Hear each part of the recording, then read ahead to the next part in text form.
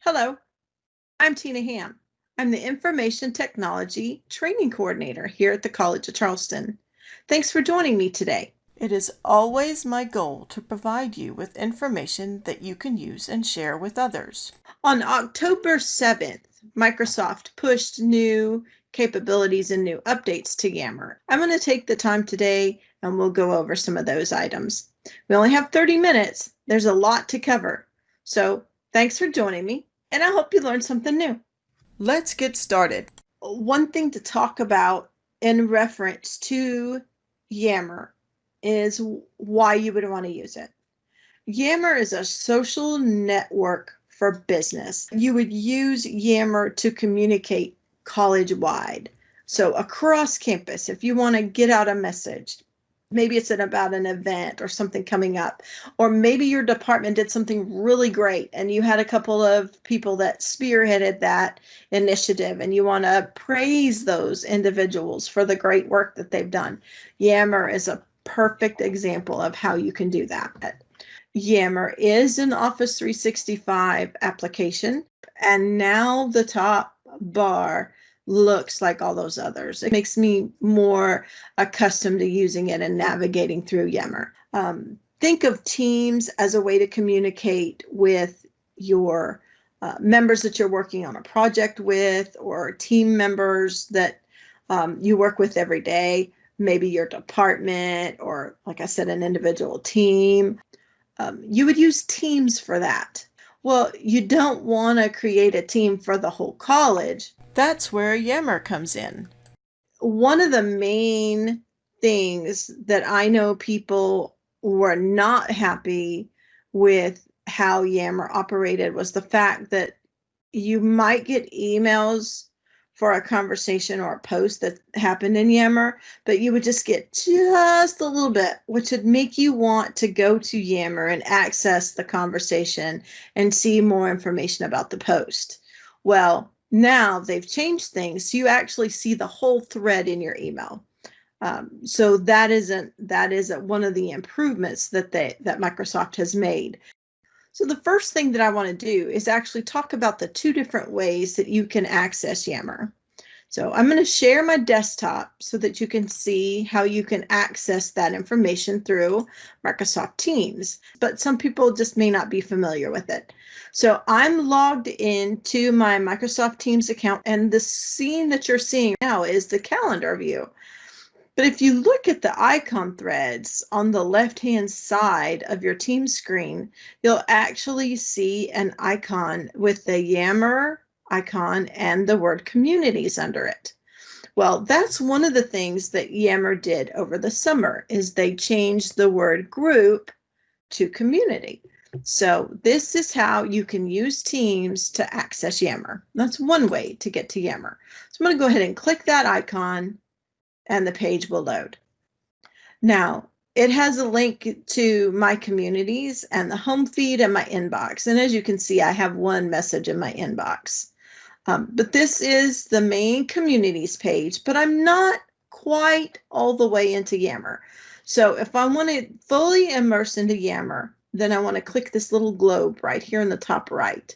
So that'll take me right all the way into the website. All right, so this is my main page from Yammer, and it's still loading, so you'll see some icons and some things on the screen load as I'm talking, but it's pretty quick for the most part. The main thing that you'll notice right off the bat is the fact that it has the bar across the top, just like all those other Microsoft applications. You can still use the apps icon, the app launcher left to get to any of those other applications you might be wanting. If you click on the word Yammer, that'll reload the page. This is the search bar, and it's the same search bar that's in your other Office 365 applications. However, for Yammer, the experience has a more robust search. So it's using AI now to help you find your search. So it's more reliable, brings you more results, and I think you'll be happy with it. I think you'll like how it works. We'll go over that in a few minutes. Across the top, there's also the activity bell. It looks like I have 3 notifications. It might be Yammer notification, or it might be emails, but that's an indicator right there. I can give feedback if I would like. The settings. You can check on your networks. This is a help icon, and then your account. So those are all the same icons through the Office 365 applications. Now, it's not going to automatically send you those notifications. It's actually only going to do that if you set it up. So what you're going to want to do is click on the settings and then go to edit settings underneath Yammer. You can choose a theme and all that stuff.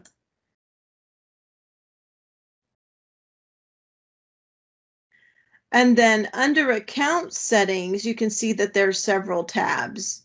The one that you want to focus on is the notifications tab. So go ahead and click the notifications. And then you can see you have preferences of when you can be sent an email. For example, I have email me when there are updates from my groups. So anytime somebody puts an update in a community that I am following, I would get an email. Get an email when I receive a message in my inbox. So I don't have to be in Yammer to see that I have an inbox message. That's nice. Email me when I get new followers. I'm getting a few more followers as we work and as I announce trainings and communicate out to campus about some of the things that I'm doing. So I have a few new followers here and there. Send me an email when I post a message via email, and this will send a confirmation email. So as you can see, you can go down the list, and it's really simple now to have those notifications sent to you so that you're not having to log in and out of Yammer so much. And I think people really be happy about that. Now, the thing is, you have to log into Yammer to make those changes. So make sure you do that.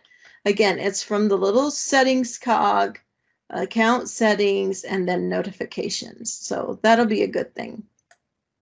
So I'm going to refresh my page to get out of the settings. And of course, make sure you save it if you make any changes. So now I'm back on the home page again. So again, I have lots of communities that I'm following or that I've joined, but there might be more that I'm still interested in. So I need to click this View All. And then I have this scroll bar that I can scroll down, and there's a link to create a new community, and anybody can create a new community, but IT just asked, before you create a community, make sure there's not one already for it. So the way you do that is you click this Discover Communities. So the page will load. And the first thing that you can see is recommended some communities for me. So CFC discussion or recommendations or TLT learning team, open discussion. There's one about the library. Anyway, you can see there are lots and lots of suggested communities for me. But maybe I don't want to join a suggested community. I want to look at all of them to see what's there. So I'm going to go ahead and click the All Communities, or you can click the search magnifier here and just type in a keyword. I'm going to go ahead and hit All Communities. And now you can see that I have lots of communities that I can choose from. And when you look at the list, you can see whether you're joined or if you can join it. So for example, the faculty and staff announcements, I'm already joined, and there's 913 members. So there's 913 members in the faculty and staff announcements. Now, if I wanted to join the CFC discussion, the community that's right underneath that, you can see where instead of it saying joined or leave, if you hover over it, in case you do want to leave a group, there's a link in each discussion group. So you can access a group without joining just by clicking on the link. So I'm going to go ahead and click on this CFC discussion for just a second. And now I can look at the post. I can look at information about that particular group. I see that there's 449 members in that group. I can see files that may be associated with the group and if they have any live events scheduled. So those are the tabs within each group, the conversations, about, files, and events. And files are if anybody's attached anything to a conversation thread. Sometimes when I post information, I add a picture or a graphic to go with like a training that I'm trying to offer. That would be a file that I've attached, so I could find that in files. The Files tab in any community allows you to navigate and manage your Yammer files stored in SharePoint. If you need to change a file for a post, you would access SharePoint, locate the file, and then replace the file. And so it's an easy way to find information. The Events tab is a way to view any Yammer live events, somewhat like a Facebook live event or a Microsoft Teams live event, only through Yammer. And again, I can click View All, and then I would see all of them again. Or I can click the Yammer, and that would reload the page. So there's info about the group, the community over on the right-hand side, or you can click the About tab, and that'll get you a little bit of different information. You can see that it has 117 people. It has 5 new posts in the last 28 days. And then you can see who the admins are, and people. So that's all just useful information. And of course, you have the little join link right there in the box. If I were joined and I wanted to leave, I could hover over it and it would change to leave. So you can join and leave a group at any time. And we talked about how you can create a group. So I would suggest if you're interested in creating a group, go ahead and use that Discover All. Take a look and see if you have any groups that are already created, or use that search, that icon, and search for groups that you might be interested in.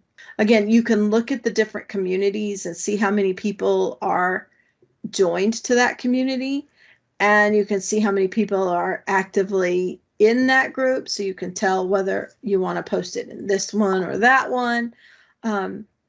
Just for an example, I post events or scheduled trainings. I post them on the events community, and because there are only, hold on, it's still loading, 724 members in events, I also put them on faculty and staff announcements, which also has 913. So I'm reaching a bigger audience by choosing a different group, but I'm also applying it to those two groups. Now, we talked about the communities in Yammer, but I didn't talk about how you post. So it lands on the conversations post, and you would just click on that top line, and this one has my picture because it's logged into my account. So I can click right there and automatically I can start a conversation. You can use the formatting painter down here at the bottom to actually format the font that you want to use. You can start your topic bold, like, let me tell you what I've learned about Yammer. And then if I was ready to post, I can just go ahead and hit post. Now, if I want to add specific people, I can click the people icon and add specific people to my message so I know it reaches those audience members. If I want to form it into a question, I can click the question link, and then it automatically changes the look and the feel of that post. And so I could make it in a question. So, do you know what I learned about Yammer? Question mark. It's already formulated there, and it's supposed to garner conversation. Let's say you don't have a question and you don't want to make a post specifically to talk about an event or something, but let's say you do want to praise somebody. So let me click the praise icon. So now It's already formatted. Who do you want to praise and share what they've done? And you can click the little drop down arrow and choose a different icon. So it makes it a little bit of fun. All right, so one of the other uses for Yammer is to ask a poll. So we had a question. Sometimes it could be open-ended so that you're garner more communication. But let's say you want more of a closed answer. So you want them to choose answers to choose from. So I'm going to click this poll. What is your question? So then you can put in some answers by adding the little plus sign right there, and then you can give choices, and then people would make their choice and they would reply with the choice. Now, what's really nice, especially for IT, if someone were to ask a question and we answer it, the person reading the post can actually mark the best answer. And as answers come in, you can choose a different best answer. So it's really a neat thing to do when you're asking a question.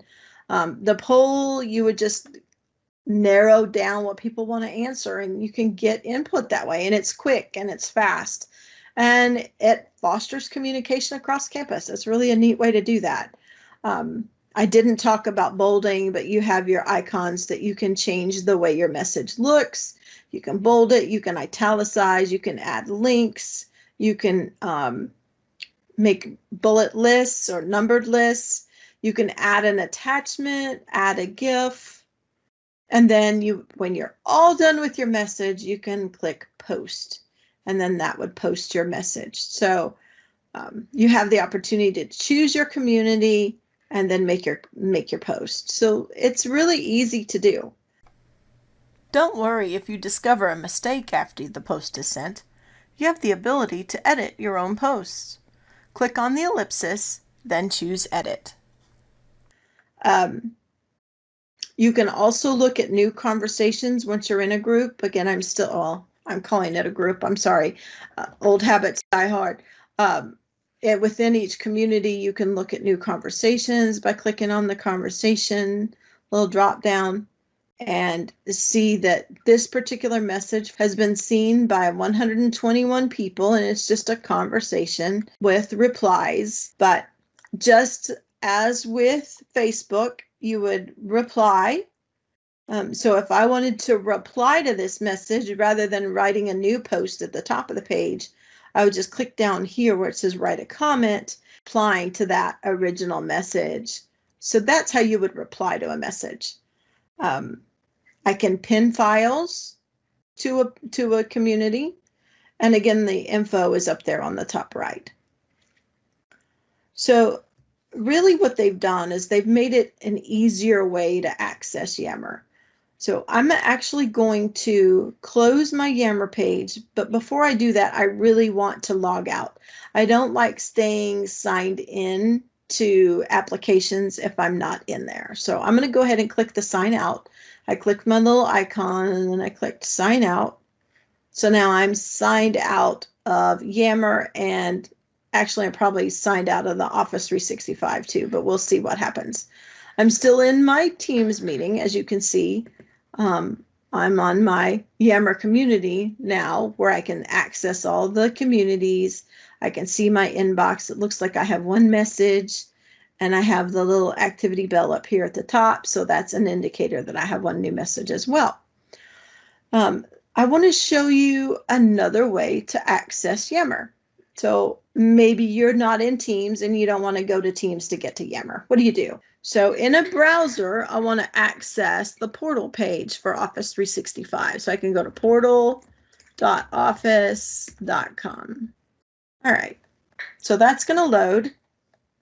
Sign in, it's your college credentials. Then you might see which account. I want to use my work or school account. And now it's prompting me for my password.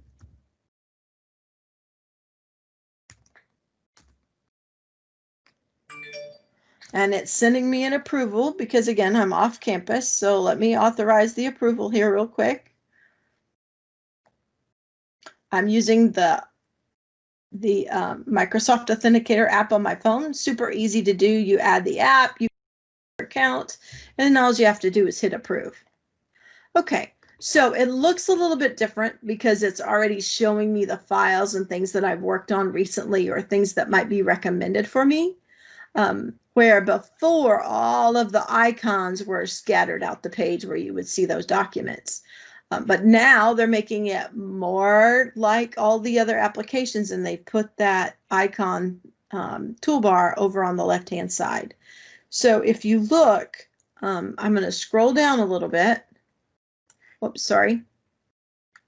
I'm going to use my wheel. And down at the near the bottom, because it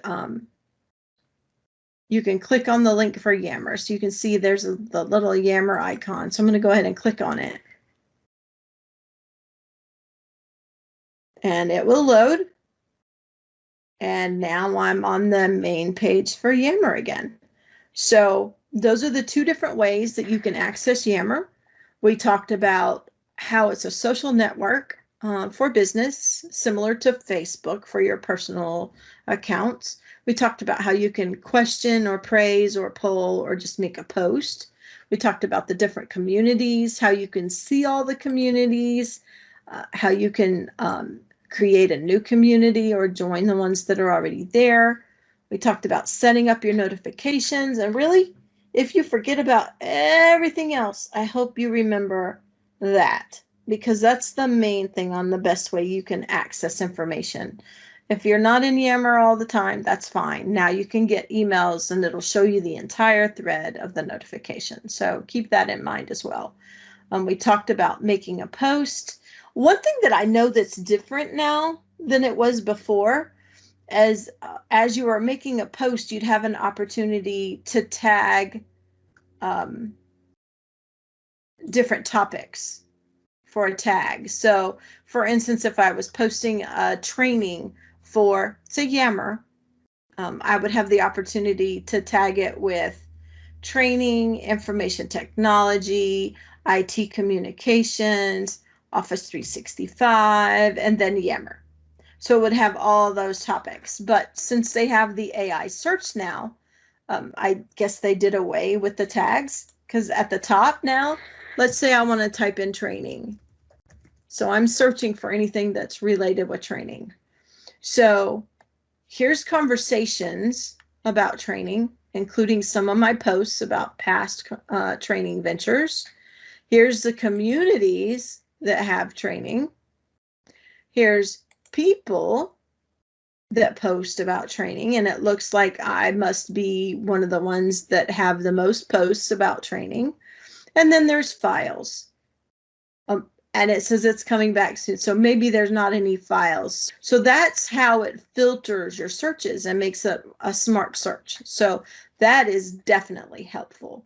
But let me go to the events. I posted a training about the Yammer training today. So new conversations. This is 0. Let me do all conversations. I don't know if you saw how I did that, but I just used the drop down menu. So now I'm seeing all the conversations, and I should come up with mine. There it is.